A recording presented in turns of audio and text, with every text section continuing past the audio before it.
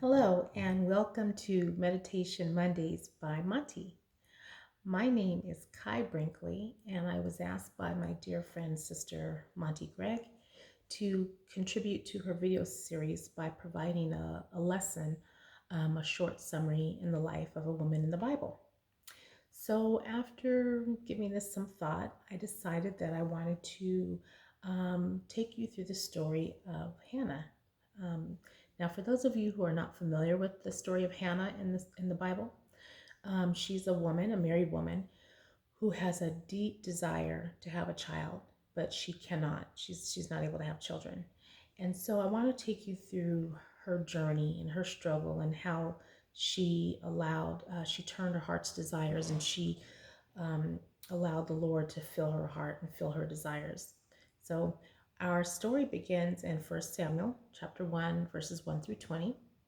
And we see Hannah, and she's married already. The story picks up where she's married. She's married to a wonderful man named Elkanah.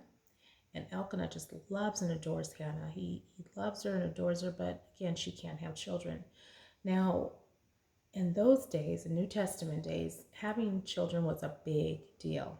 I mean, if you, for a woman not to have a child, it brought shame on the family. Not only was it important to society, but it was also important to the lineage and heritage of the family, the legacy of the family. Children were seen as also a great commodity to the family. Children would grow up and run the family business, whether they became merchants or fishermen or carpenters. Whatever the family trade was, the children were expected to work in that capacity and grow the family business. So having children was a big deal. And then personally for Hannah, a woman, in those days, that was the woman's role. Her role was to get married and have children. So because she was not able to do that, she felt great shame. This brought her great deal of stress and anxiety, probably even, no doubt, some depression over not being able to provide her husband with children. So, and then to make matters worse, um, in those days, if a woman was barren, unable to have children, the husband was permitted to take another wife so that his seed would carry on. So Elkanah took a second wife named Peninnah. Now, Peninnah, she had many children. She had many sons and daughters, but Elkanah still loved Hannah more. And it doesn't get into great detail, but he showed it to her, and I'll explain how this came to be. So you got Hannah over here, who's got the love but doesn't have the children, and then you have Peninnah over here, who has the children and is not loved. So both women were in just distress, and this caused contention between the two of them, as you can imagine. So because Elkanah loved Hannah more, and he showed it Hannah by giving Hannah a double portion of food, whereas he would only give Peninnah and her kids one portion. So as I was studying this, I thought, what does that mean? Double portion. What does that signify? And in my studies, I came to understand that Elkanah was giving Hannah a double blessing. He was blessing his barren wife. And I parallel this with what Christ does for us, how he sees what we're lacking, where we're lacking in. He knows anyway. Here's our strengths, here's our weaknesses. But are you lacking in an area? And I know that in my life, wherever I've been lacking in one area, God gave me a double portion. He blessed me somewhere else. So I don't need to let my mind get caught up and run away with what I don't have, because over on this side, I'm blessed. I'm double blessed. So, and that's what Elkanah was doing for Hannah. He was giving her a double blessing. Now, Peninnah, she had hoped that because she had all the children, she was like, well, I got all the kids. Why doesn't he love me? And And so she had her blessing over here, but she still wanted what Penina had. Excuse me, what Hannah had. So that sounds familiar to human nature, right? So, but as time went on, both women are feel like they're lacking. Time goes on, and the time came where Elkanah and the two ladies traveled to Shiloh, traveled to the temple to worship. They went to Shiloh each year to worship the Lord.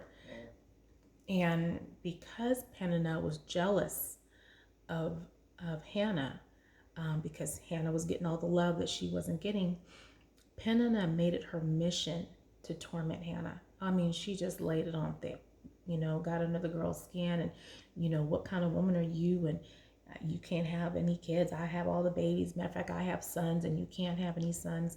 I mean, you can just imagine she would just torment poor Hannah on the daily. Okay, this went on for years, and as I was reading that part of the scripture, I was thinking about, okay, Peninnah is Hannah's adversary, and so I'm thinking, there's got to be a reason for this. There's I'm a person who believes there's a purpose and a reason for everything under the sun. So there's got to be a specific reason why God would allow this to go on. And so I started thinking about adversary, and that's what it says in scripture, that Peninnah was Hannah's adversary. And I started thinking about, have I had adversaries? Do you have an adversary? Is there someone in your life that God is using that person's there for a purpose? And their purpose, it seems like in the moment, is to make your life miserable. They know just what to say, how to push your buttons, how to get under your skin. But take that to God. Take all that. I know it may sound cliche, but I believe it's true. I've done it. I've had people in my life who've, it seemed that they were in my life to push me. And they did. They pushed me right towards the Lord. So God bless them. So there will be people in your life that you encounter whose purpose for that season is to improve and increase your prayer life, so that you can take those burdens to the Lord, take those prayers to the Lord. He sees it, He hears it, and He's only going to let it go on for a certain amount of time. And I'll explain that in the next scriptures. Just keep that in mind. He's only going to allow it to go on for so long. So Hannah continued on in her daily life, minding her business and doing her work, and still praying for a child. And she was holding her tongue until one day Hannah decided to visit the temple. She went to the temple, and she was in such distress. She was just pouring her out to the Lord, and this woman, I can't take it no more, Father, and she, can you please just bless me with a child? And she's just praying and pouring her heart out.